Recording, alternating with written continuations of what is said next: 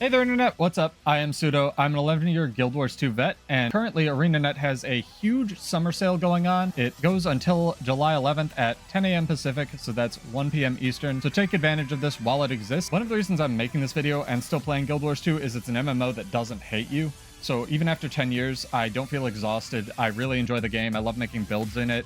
And if you're thinking of picking up the game, I would just try it for free. I thought I'd do a quick buyer's guide because this is a lot of words, and I figured I would lend my experience to talking about this a little bit and steering you towards what you maybe want to pick up versus what you want to avoid and what's not so much worth it. So first and foremost, there's two different ways to buy Guild Wars 2. You can either buy it through the standard launcher, which is what I would honestly do, or you can buy it through Steam if you're really committed to that Steam Deck lifestyle. But the reason I would get it through the standard launcher, the only real difference is that if you win a gem code on sort of a stream or some promotion that ArenaNet's giving away, and it's not a Steam gem code, which a lot of the time the partners are not given, you won't be able to use it on your Steam client, and they'll have to send you like gold or convert it to gold, and you'll get a little bit less. That's really the only difference. You can still play with your friends on the standard launcher if you get it through Steam, and vice versa. The only difference is you won't be able to play with people in EU if you're in the US servers, and vice versa there. But first, let's talk about what Guild Wars actually has, because it's an MMO that's been going for 10 years. So you have Heart of Thorns, Path of Fire, and End of Dragon, which are all the expansions to the core game. They each provide a new specialization for your core class, whether it's a necromancer. They unlock like Reaper with Heart of Thorns, or Scourge with Path of Fire. Mesmers, for example, unlock Mirage with Path of Fire, and Chronomancer, the ability to manipulate time. I know it's nuts with Heart of Thorns, stuff like that. So if that's what you're looking for, you just want the gameplay value, I would get Heart of Thorns, Path of Fire, and End of Dragons bundled for 20 bucks. The Guild Wars 2 timeline goes like this. This may not be obvious. It goes to the core story that you can play through for free. Then you get into Season 1, Living World Season 1. Then you get into Living World Season 2. Then we did Heart of Thorns. Then we did Living World Season 3. Then we did Path of Fire. Then we did Living World Season 4. And then we did Living World Season 5, which is also called Icebridge Saga. They tried calling it something else for a while, but it really didn't stick, so it's Living World Season 5 now. And then we get into End of Dragons. Then Soto came out, Secrets of the Obscure, and following that, we're going into Janther Wilds on August 20th. So if you're looking to play through them in chronological order, you can still get a decent way just without buying anything in this game at all. That'll give you the core game, Season 1 to play through, and then by that time, you can decide if picking up the expansions is really worth it for you.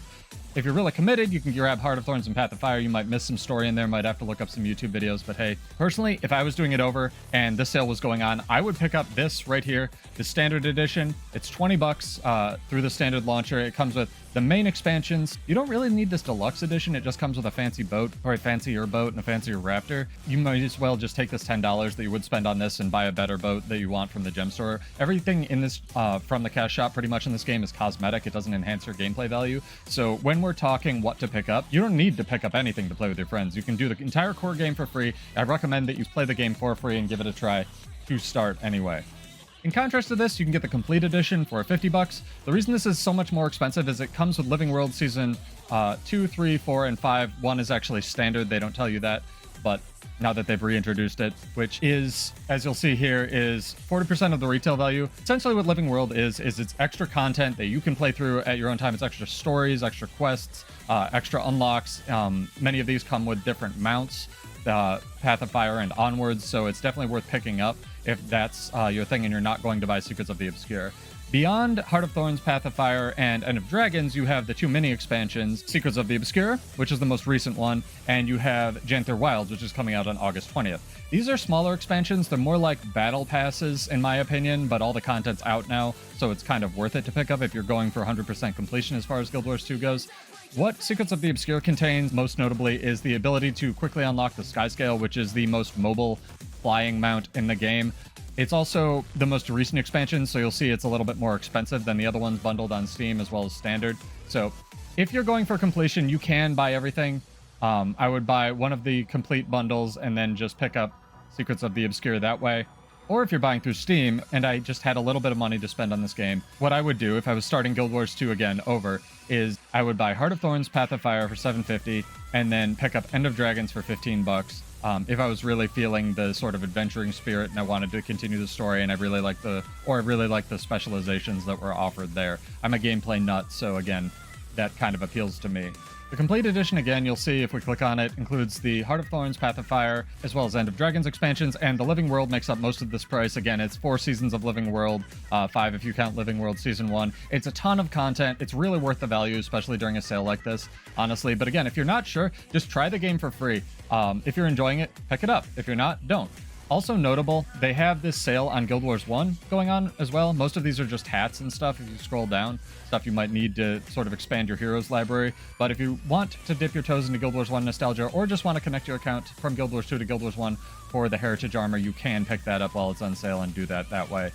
But I highly recommend giving Guild Wars 2 a shot. It's a free-to-play MMO, and then you can check out Heart of Thorns, Path of Fire bundled, or you can pick up that full bundle for all 3 standard, or you can just go nuts and buy everything for $50. But this is the biggest sale that I've ever seen them do. They do sales periodically like this, so don't feel like if you miss this one, it's a be-all, end-all. You'll never see a sale like this again. The game's 10 years old, and they put it on sale fairly regularly, but this is the largest sale, being up to 75 to 50% off. It's kind of nuts, in my opinion, so that's why I'm doing this video or streaming it all.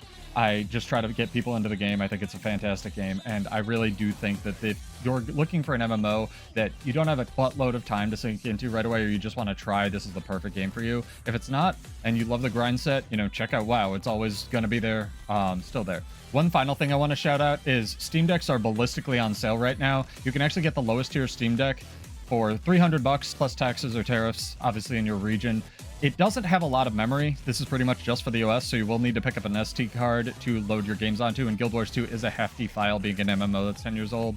It's like 70, 80 gigs, so make sure you can get an SD card that can handle that, probably plus some other games that you want to play. But this is an insane value, and as a person who plays on a controller just regularly, I play Guild Wars 2 on a controller. I've done all the content in the game on a controller pretty much, up to and including some of the most recent challenge mode raids.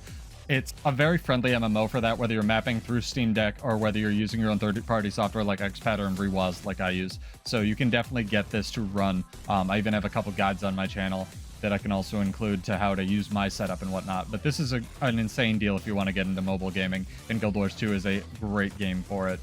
So yeah, that's pretty much my rundown of what to get. If you're looking to really just get the most value out of your money, I would pick up the Heart of Thorns, Path of Fire, and End of Dragons bundle. Or if you're on Steam, I would pick up just the Heart of Thorns, Path of Fire bundle, which is $750. I can't think of a better use for $750 if I'm looking to get into gaming or an MMO space other than that. It's literally less than the price of some of the cosmetics in this game, so it's super worth it as far as the amount of content that you get. Mostly because the older content, while being older, is very good. So it really stands the test of time. If you're looking to go nuts, you can always buy up the complete edition, but that's really for if you've looked into what Living World Seasons 2 through 5 contain as far as mounts or unlocks or quests go, and you're really committed to that. If you like this, get subscribed. I stream Monday, Wednesday, and sometimes Friday at 9 Eastern. Lots of build videos, lots of insight into how to play the game or the most efficient ways to play the game. Just trying to disseminate my useless MMO knowledge to the masses after 11 years. So yeah, I'm Pseudo, this is Build Wars 2, and I hope you found this helpful. I'll be hanging out in the comments for a while, so feel free to ask me any questions about what things contain, or whether you can use something on the normal client versus the Steam launcher. Again, there's really no difference other than the gem codes that you can redeem, as far as I know, but there is some region-locked stuff, so if I can answer it, I will. But yeah, cheers, I hope you found this helpful, and let me know what you thought. I'm Pseudo, and I'll see you in Tyria. Peace out, guys. Enjoy your summer.